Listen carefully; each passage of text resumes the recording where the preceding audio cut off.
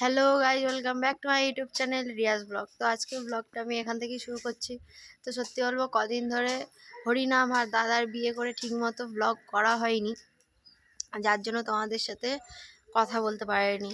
তো মানে যা তা করে ব্লগ ছাড়তে হচ্ছিল। আর দাদার বিয়েতে তো শুধু বৃষ্টি আর বৃষ্টি। বিয়ের দিনও বৃষ্টি হয়েছে, আর তোমার বউ ভাতের দিনে তো আরোই বৃষ্টি হয়েছে। আমরা তো একটুও এনজয় করতে পারিনি, যার কারণে একটু মনটা খারাপ হয়ে গেছিলো।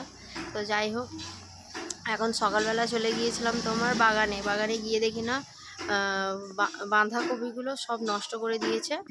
তো সব নষ্ট করে দিয়েছে সবজিগুলো, সেইগুলোকে দেখে দেখে সবগুলো নিয়ে এসেছি। আর তোমাদের সাথে শেয়ার করতাম, কিন্তু কি বলো তো, যে খালটা আমরা পার হই আর যে বাঁশের পোলটা আছে, সেই বাঁশের পোলটা না খারাপ হয়ে গেছে। আর যে আমরা ফোন নিয়ে যাব, আর খালে তো প্রচুর জল হয়ে গেছে, আর যার কারণে নিয়ে যাই না ফোন, যদি পড়ে যাই বা এই কারণে ভয়েতে আমি নিয়ে যাই না। তা সেই জন্য তোমাদের সাথে শেয়ার করতে পারি না। তো যাই হোক, তো চলো আজকে পুরো দিনটা তোমার সাথে শেয়ার করবো। আর এখন দেখাচ্ছি আমাদের গাছে, মানে পাতা কম ফুলই বেশি দেখা যাচ্ছে। তোমাদেরকে এইটা দেখাই, তোমরা দেখো।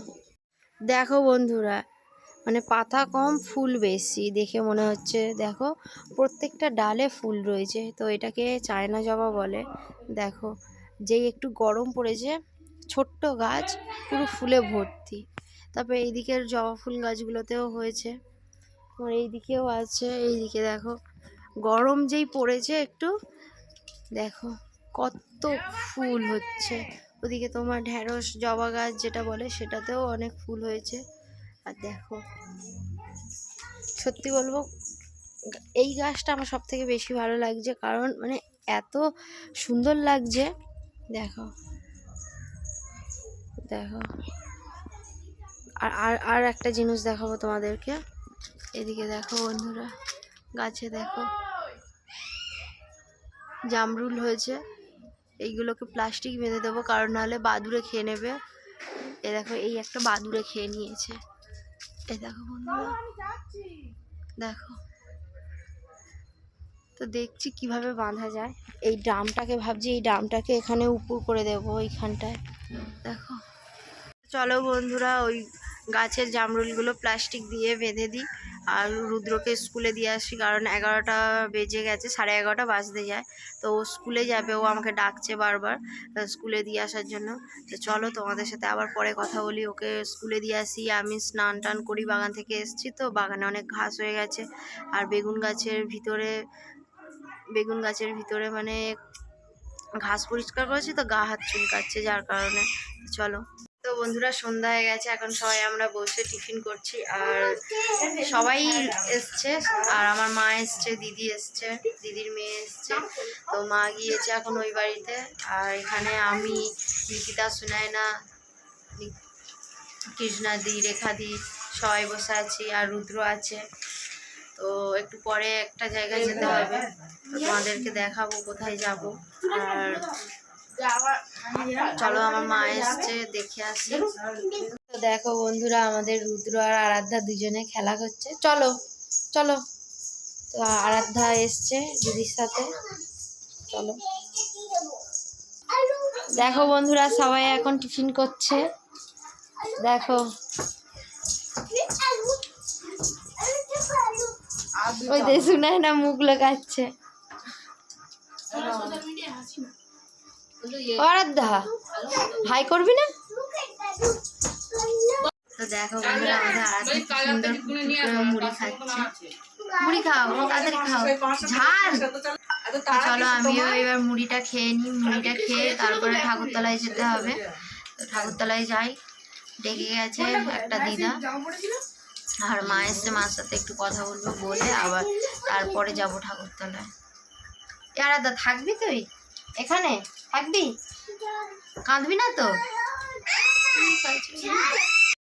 তো বন্ধুরা, আজকে তো হঠাৎ করে তোমার ঠাকুরতলায় একটা মিটিং ডাকা হয়েছিল, কারণ সামনে আমাদের হরিনাম আছে। আর খুব বেশি হলে 1 থেকে 10-12 দিন মতোই ধরা যাক যে হরিনাম আছে। তো আমাদের এই পাড়ায় বেশি ঘর আছে, তো আমাদের এই পুকুরের ওই পারে একটা পাড়া আছে, পাড়াটা বলতে আমাদের সাথেই পাড়া, ঠিক আছে। তা ওদের একটা পাড়ার নাম আছে, তো ওটা একটা খারাপ টাইপের নাম, যেটা আমি বলছি না।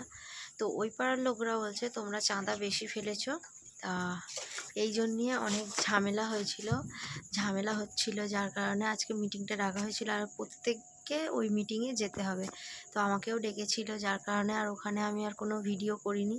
ওখানে একটা সিরিয়াস ব্যাপার চলছে, সেখানে যদি আমি ভিডিও করি, ওখানে অনেক বড় বড় গুরুজনরা ছিল, অনেক বড় বড় লোকরাও ছিল, যে তাদেরকে আমি ভিডিও করব এটা তো ঠিক না, যার কারণে আমি আর ওখানে ভিডিও করিনি। ওখানে সত্যি বলবো, আমি যাওয়া মাত্রই আমার একটা সই নিয়ে নিল। আমি ভাবলাম যে বাবা এটা কি হলো, যে সইটা কেন নিল। তো আমার একটা সই নিয়ে নিল, আর সইটা নিয়েছে এই কারণে সাক্ষী হিসেবে নেওয়া হয়েছে, যে কে কে এসেছিলো কে কে আসেনি। যার তো সত্যি বলতে হ্যাঁ, দেখো হাতের যে 5টা আঙুল আছে, এই 5টা আঙুল কখনো সমান হয় না। তো সেরকম পাড়াতে 5 জন আছে, তারাও হয়তো সমান নয়, আর সবার যে সামর্থ্য একই সেরকম তো না। সেই জন্য অনেকে এটা অবজেকশন করেছে, কিন্তু ওদের একটা ভুল হয়েছে বন্ধুরা, এটাই যে আমাদের তো এখানে হরিনামের দল বুক হয়ে গেছে, সব কিছু ঠিকঠাক হয়ে গেছে, তো একটা পয়সার বিষয় আছে।